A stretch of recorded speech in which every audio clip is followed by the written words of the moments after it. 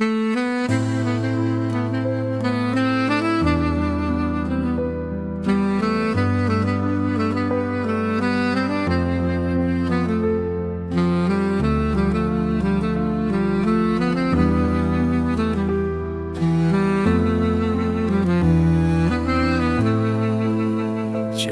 شما حالا با من صحبت کردن نمیخواهید؟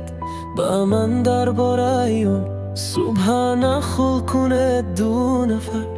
صبح در خیمه خنک میشود و تنها با آغوش دو نفر ما گرم میشویم. آفتاب باد کندی آتش به آسمان برخورد، سایه های خواب آلود به خواب میروند.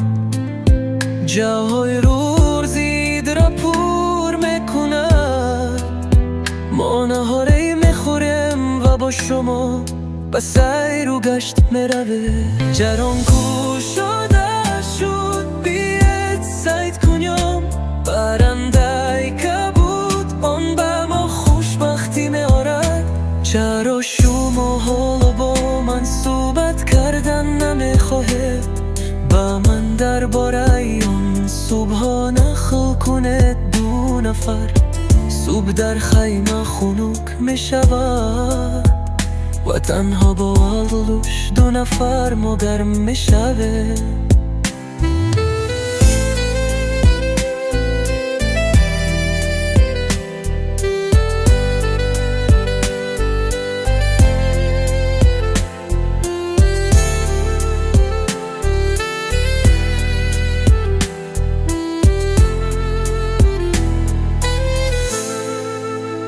آفتاب با تو بی آتش بس من نرخون، سویه های خواب آلود به خواب میروند.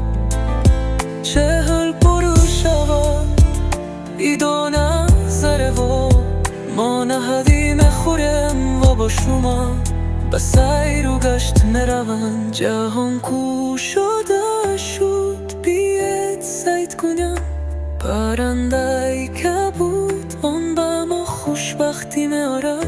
چرا شما حالا با من صحبت کردن نمیخواهید؟ با من درباره اون صبح نخل کنه دو نفر. صبح در خیمه خنک میشود و تنها با آغوش دو نفر ما گرم میشویم. وقتی که آن آشاد میشوند جان آشاد میشوند، دو عاشق قسمایی موعبت میباشد. همه این را به من بگوید، شما میبینید که من چقدر آرزو دارم. شبهای من در شهری بخوابی سربند، لبها خشک شدن و دیگر عشق نمیکنن.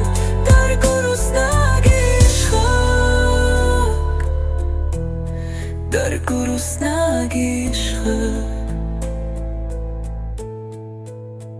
وقتی که آنها شاد میشوند جانها شاد میشوند. دو عاشق دو قسمی